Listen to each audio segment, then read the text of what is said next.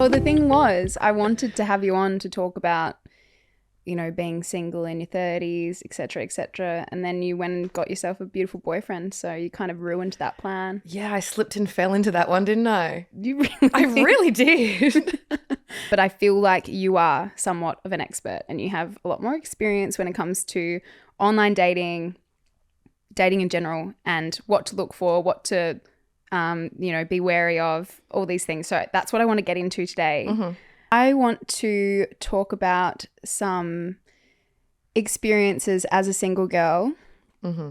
You mentioned before being like the seventh wheel, going to weddings by yourself, doing things like that. And yeah, I've experienced that over the past 18 months or so, a lot of firsts on my own, which can be really daunting, but I feel like the more you do, it does feel a bit empowering and you're like, oh, I'm actually fine. Like it's okay. But I know a lot of people struggle with that because I get people in my DMs asking about that a lot. So yeah, I would love for you to talk through how you navigated that and yeah, some little tips and tricks. Yeah, so I for a long time was like the extra person. So I remember like even we went, me, Lisa, DeSanctus, Tessa, you know, I went on a couples. I firstly invited myself. That's how you've really got to put yourself out there or you'll just get left behind. And it's so tricky, especially as you get into your 30s. Everyone's engaged, getting married, having kids. And you're kind of in this weird no man's land, right? Because we're not in our 20s. We're not going to the clubs every night. We're not, you know, at electric on a Thursday night with the kids on the dance floor. And you're not married. We're kind of in this weird limbo. Yeah. Because where people say, where do you meet guys these days? Because we don't go to clubs anymore. I think also like when you're in your 30s, a lot of the good guys or good girls are partnered up already. Mm-hmm. It's like you're waiting for the next batch of like people that are going to get divorced. Divorced. No, fully. And it's just a really weird sort of space of life to be in. Yeah. You know, you're not going to the club, so you're on your couch, but then you're also not being invited to the first birthdays because they think, oh, she's busy or she hasn't got kids. Oh, we'll save her from it. Yeah. So you kind of get left behind by everyone. It's a really odd space to be in. But I think it's important to not let the fact that you're alone hold you back from anything. I think that if you do that, you end up feeling more alone and more isolated. Like I make the effort. I figured out ages ago, okay, cool. So my friends have kids or my friends, you know, are married. They just need a little bit more lead time now than say you or I do, right? Like I could message you on a Thursday and say, you free for dinner tomorrow? And you might be. But your friends with kids, you just kind of have to pre-plan a bit more. Yeah. Hey, are you free in 3 weeks' time for a 5 p.m. pub dinner? At a kid-friendly establishment.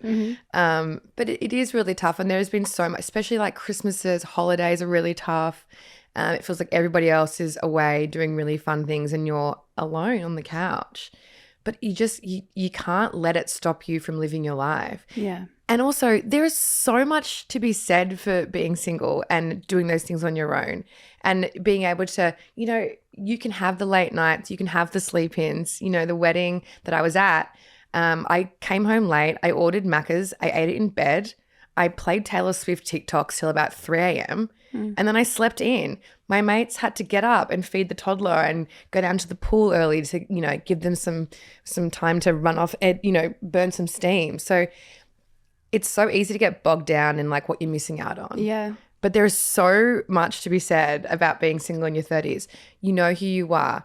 You've got more income to go and, you know, do new hobbies, enroll in some courses, take your girlfriends away. When I went through my last breakup, I just booked literally back-to-back girls' weekends away. You can't do that when you've got kids. Yeah. So there is so much to focus on. I know it's so hard sometimes. You get really bogged down, especially when you've been on the apps for years and you feel like there's no good ones left out there and you get dating fatigue. It's such a thing, dating fatigue, especially when you're dating from the apps.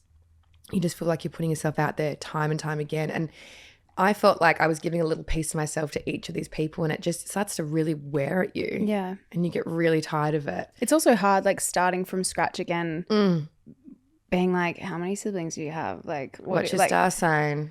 Do you go to therapy? Do you love your mother? Yeah. Like it's, what's your relationship with your mother? Actually, I want to come back to that because I feel like there are some good questions there that you have to ask on a date. But yeah, I think that's really good advice. Like trying to not focus on what you're missing out on, but focus on what you can do. In saying that though, you definitely had hard times. Oh, it was so lonely and depressing. Yeah. How, when you were having a moment or like a real lonely, sad moment, how did you get yourself out of that? For me, when I'm having a really rough time, I tend to go really insular and internal. You would know that, people. You don't answer your phone. No, really I go really. I never answer my phone anyway. It's not personal, Liv. But no, when something, I go really quiet and really hermity. And I think that's okay. I think you can have a couple of days of doing that, but then you got to brush yourself off and get up and get out there. It sounds like such a cliche, and trust me, I heard it so many times and I rolled my eyes, but moving your body, exercise is a game changer. Fresh air, figuring out your self-soothing techniques. I know for a fact that reading for me is a real self-soothing technique. Yeah. Walks with friends. If you don't feel like being super social, you don't feel like going out for a drink, or maybe drinking you think isn't a good idea at the time. I know when I'm going through stuff, I've learned that it's best for me to avoid drinking. A walk around the town or walk around, your local park, where you kind of get that. For me as well, I found that if I put time limits on it, like a tan lap is a certain amount of time. Do you know what I mean? It just doesn't feel super overwhelming. Yeah. Reaching out to family, friends, animals, babies help. They do. Babies help. My cat honestly saved my life, I think. And just doing your comfort stuff. Like I was eating, Yogos with choc chips, foods, dippy eggs, like foods that make you feel safe and comforted. I kind of revert whenever I'm going childhood through. Foods. I revert back. Like I was eating Yogos. I was eating Bega stringers. I was making fairy bread. It sounds a bit cooked when I say it all like that. You got to do what you got to do. Yeah. Just foods that just doing things that make you feel good. Yeah. Treating yourself. Go buy your fresh flowers. Walk to the markets. Get your nails done. Pay $300 for an expensive massage at a day spa. Do things that make you feel good. Do things for yourself. Yeah.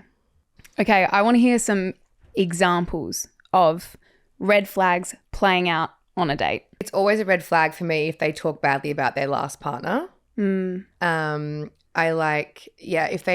always ask about their past relationship, and I know that some people find that controversial. I think you shouldn't bring up exes. I'm not saying on a first date, but I'm saying in those early stages, I find it really fascinating to hear about.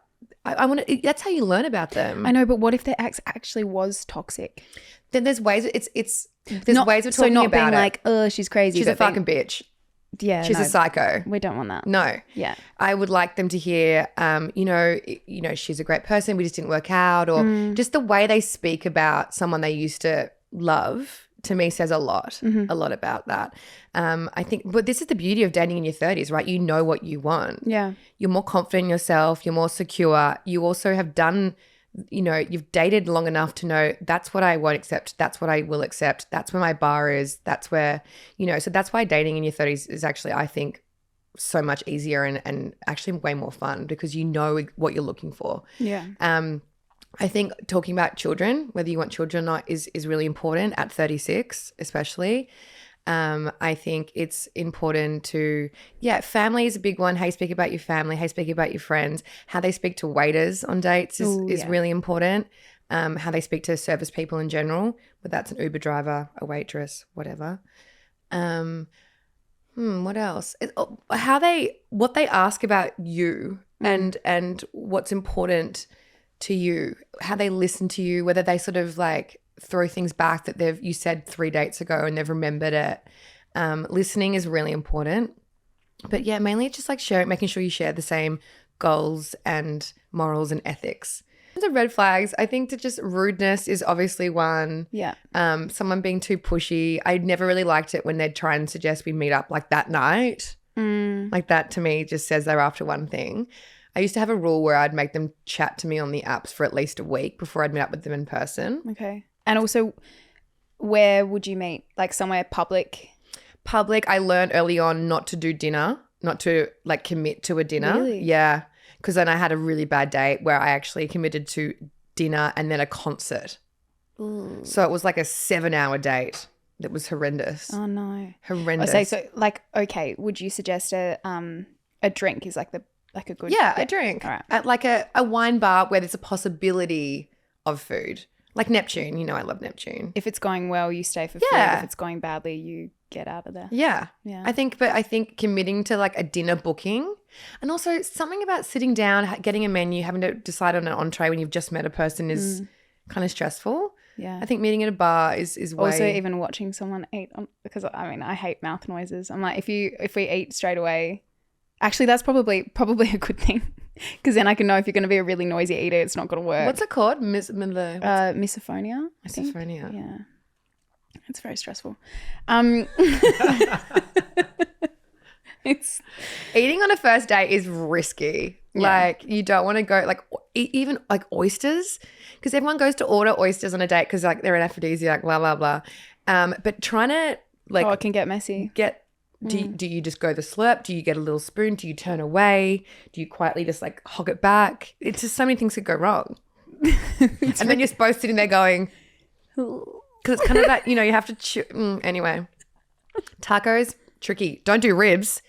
That was no burgers, tacos, pasta with red sauce. Mm-hmm. All messy, bad ideas. Mm-hmm, yeah. Mm-hmm. Hot dogs, too phallic. You know, I love hot dogs. She loves a hot dog. Like, take me to IKEA, give me a $2 hot dog, and I'll marry you. IKEA, Bunnings? No, IKEA. No, the shitter the better. Mm. Like, I want the bread with all the sugar. And like the like penis looking like sad hot dog. I would love to know, if you were to go back to Tully when you first started your single gal journey, what advice would you give her? I mean, I'm so proud of myself for never giving up on putting myself out there despite how many times I'd been kicked down. Like, my poor little heart was so tired and it just never gave up. I truly believed that there was someone out there for me. I didn't want to settle. I mean, that's my advice. Don't settle. I didn't settle, but there were times when that was hard. But I knew what I wanted. I knew what I deserved. I knew that it was out there, and I didn't want to settle for less. And I'm so glad that I didn't, because now I have this amazing man who is just incredible, kind, driven, brilliant, funny, stunning. Like, he's prettier than me. It's really annoying. Who has a golden retriever. Like, he is a golden retriever and he has a golden retriever. But I think that, you know, we've said this before as well. Like, sometimes I'm like, I wish I'd met you sooner. But I think I needed to. Everything happens for a reason. Everything had to happen in the way that it did for me to be ready to accept that kind of a man into my life. Because I think for a long time I was accepting a lot less because I thought I deserved a lot less. Yeah. So the advice would be, you are worthy. You deserve it all. And yeah, don't settle. Don't give up, because you will find your person. Oh. That almost made me cry. Mm-hmm. Thanks for listening to Tell Me More. This show wouldn't be possible without you. If you'd like to show your support, please subscribe or follow the podcast on your favourite platforms, and don't forget, you can watch full episodes on YouTube and Spotify.